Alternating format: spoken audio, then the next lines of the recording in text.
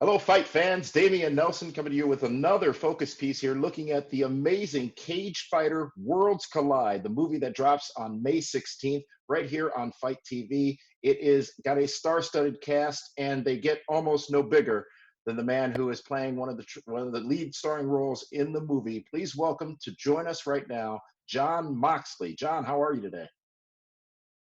Pretty good, man. Trying to be productive this morning and do some promotion for the big premiere coming up on May 16th. Should be pretty cool. Yeah, you look very relaxed today. Are you enjoying the beautiful weather? Yeah, I'm just chilling. I'm in Las Vegas, so it's a nice, perfect day here, as you can see. Beautiful. Absolutely chilling. Beautiful.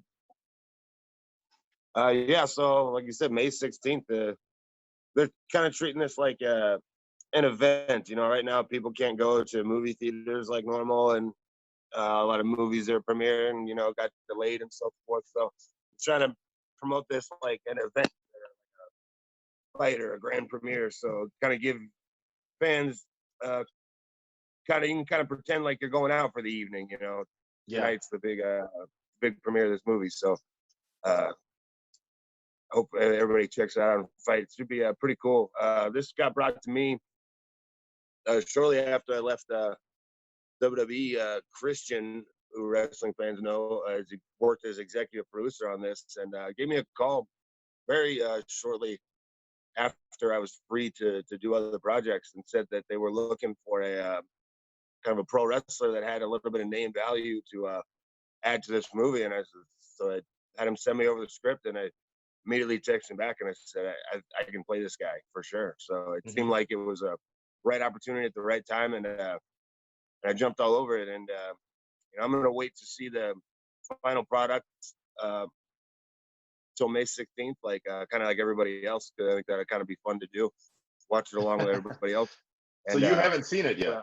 I'm pretty excited about what the finished product is going to be. Jesse Quinones, the director, is known kind of for a gritty style of filmmaking, and kind of seeing the you know, he'd done also a documentary on MMA that he had done that kind of shows the really hardships of that lifestyle, and that's kind of what the main gist of the movie is about. Is the main character Reese, played by Alex, is basically gets dealt with the worst blow he could possibly get dealt. The worst thing that he could imagine happening to him happens, and he's ruined personally, financially, professionally, and he has to kind of dig and climb all the way back up to the top of the mountain throughout the film. And I think that in these times when a lot of people are dealing with a lot of financial hardships and struggles, and a lot of people a lot worse than that, you know, it's a good message about you know, perseverance through tough times. Yeah, and as he pushes his way back to the top, though, things get a little different for him, from coming from the MMA world to facing you as the wrestler that he has to go up against in this movie, playing the role of Randy Stone. It makes it for a unique twist to the journey getting back into the ring. Yeah, one of the cool things was that they, like I said, Jesse, known for his kind of gritty style of filmmaking. One of the cool things was they didn't. Oh, it's not too windy. No, you sound great. They could very easily cast a giant bodybuilder with a mohawk to play the typical pro wrestler kind of thing, like a Thunder Lips over the top kind of character. But they wanted to have an actual real pro wrestler who could really kind of portray what, you know, we're like, I guess. And one of the cool things for me was Christian kind of gave them, as a producer, kind of gave them the heads up that maybe for all these scenes where I'm cutting pro wrestling style interviews and talking trash at press conference and stuff like that, maybe you should just kind of let him ad-lib his own stuff, because he does that for a living and he's good at it. So just kind of just let him off the leash and go, instead of having to stick to a specific script for a lot of these interviews and stuff. So 90% of my lines in the movie are just ad-lib, just kind of pull. I just kind of pulled the string and I just start talking. How does being Go ahead. How does being in the field that you're in professional wrestling translate into the role of filmmaking and being playing starring roles in films? As you talked about, a lot of your stuff ended up being ad-libbed. It feels like that might be a natural transition. Yeah, definitely. It definitely is. In WWE, we used to say we were like the Navy SEALs of entertainment because we could do a little bit of it all: live TV, improv, our own stunts and fight scenes and stuff like that. So a lot of it really carries over, having that ability to kind of ad lib on the fly and try to make something more realistic. And definitely with the physical part of it, because for this we didn't have any. Me and Alex didn't have any stunt guys or any kind of special effects help or anything like that for our two fights that we filmed over a few days in this cold warehouse in Canada. and so we had to, over a couple 10-12 hour days, we had to do everything ourselves. So all the hits and the slams and the kicks and everything like that, even though it's a movie, you're trying not to hurt each other, you're still hitting the mat and getting back up off the mat and so forth. And you got to kind of try to stay warm in between takes where it's like, okay, cut, switch the camera angle. Filmmaking can be kind of challenging in that it can get tedious over 10-12 hours because you got to get from every single angle and so forth. So we really put we gave a lot of our bodies to make these fight scenes happen, and it's fun. It was very fun to kind of put it together and work on it. Alex had coordinated a lot of the fight, being a experienced in fight coordinating, and then him being he's a legitimate professional fighter, and obviously I'm a pro wrestler, and I'm used to putting together stories and fights that are theatrical or whatever you want to say. So mixing his kind of legitimacy when we were putting this together in the gym over a few days, kind of mixing his legitimacy and knowledge with my sense of storytelling, really made for a fun experience to kind of, okay, if he throws a big right hook, then maybe you come back with an uppercut, and then he goes down, and then maybe I trap him in his leg, So it was really fun. And actually, on the second to last day of filming, Alex tore his groin, like really badly.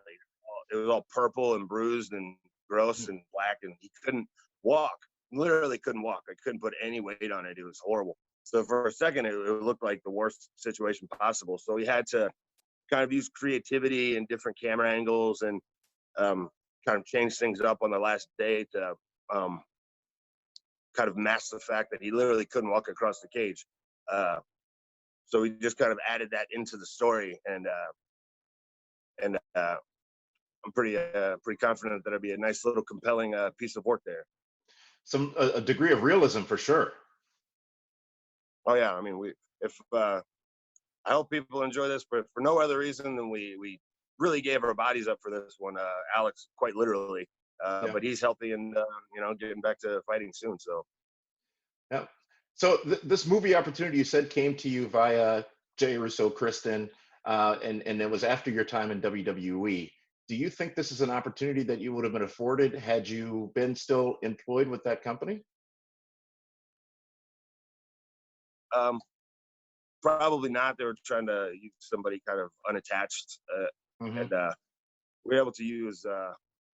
Luckily, AEW was cool. We were able to use a lot of AEW for like kind of the pro wrestling footage, and so that worked out good too. And then we had enough Dynamites in the can that we were able to kind of use that. So there's like some AEW footage in it too, and it's pretty cool. I don't consider myself an actor per se, even though I think I'm pretty good at it, and not pretty good at it. I mean, like, I think I can kind of be serviceable if in the right role, kind of thing. And I think I could get better at it too. But for me, my priority is wrestling. While my body can still do it, I want to do it for as long as I can. But any kind of cool opportunities that are perhaps available, I'd be interested in kind of going after anything that's obviously this is kind of all my interests all kind of rolled into one thing. So I was jumped all over this one. But anything that's like a role that I think would be fun or cool or challenging to do, regardless of, how much money I would be making or how big of a movie it is or anything like that. you know, I'd be interested in. I think I could probably even do like, you know, in WWE and AEW, you know, there's often a opportunity for kind of ad-libbing and Hmm. comedy and kind of off the cuff improv stuff like that. So I think like, I'm not certain, but I think possibly I could do okay in like a comedic role, like doing Yeah. comedy. I think if like I could find something like that I could pull off, I think I might be able to do okay at it. That'd be something I'd be interested in pursuing in the future, and like doing any kind of like uh, movies I've done, like action movies and stuff like that. It's just doing fight scenes and stuff like Yeah. that and shooting bad guys. It's fun. It doesn't even really feel like work. Sometimes it does when you're sitting on the set for 12 hours and stuff like that, Yeah. but it's just playing cops and robbers and, you know, doing stuff like that is fun. So, you know, I'm going to keep my eyes open peeled for opportunities to do stuff that interests me and that is fun and rewarding. And that's great. And I think the future could be bright. We've seen a lot of crossover stars, not just from MMA into wrestling, wrestling into MMA, but also from wrestling and sports in general into movies, theatrical films. And this Cagefighter Worlds Collide will be a great film that will be available here on FITE. And it will be as presented as a world premiere on May 16th.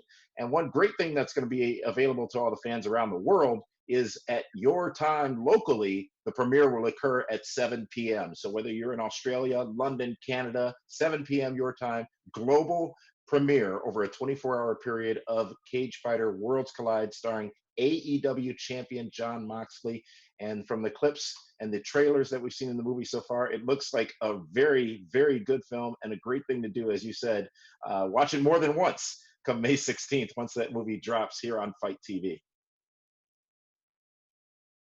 Yeah, I'll be watching right along with everybody else. So, you know, maybe people can put on a nice outfit or something like they're going out to pretend they're going to a movie premiere, you know, maybe try to, you know, everybody's kind of stuck inside and throughout Yeah, these times and kind of can't actually go to the movie theater. So, you know, maybe everybody can it's kind of cool that we're treating it like kind of an event. So maybe you can kind of have, if no other reason, you know, kind of have a couple hours of kind of escapism.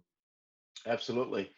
Well, Jon Moxley, thank you so much for joining us. We're looking forward to Cagefighter on May 16th. For all of you watching, you can check your start time and price for the movie on the FITE digital platform. Of course, that's FITE, FITE, and you can go to FITE.tv as well. Jon, relax, enjoy your free time, and we're looking forward to seeing you in Cagefighter on May 16th. Thank you very much for the time today. Thank you for your time, man. Appreciate it. All right, Jon Moxley, AEW champion here on FITE TV.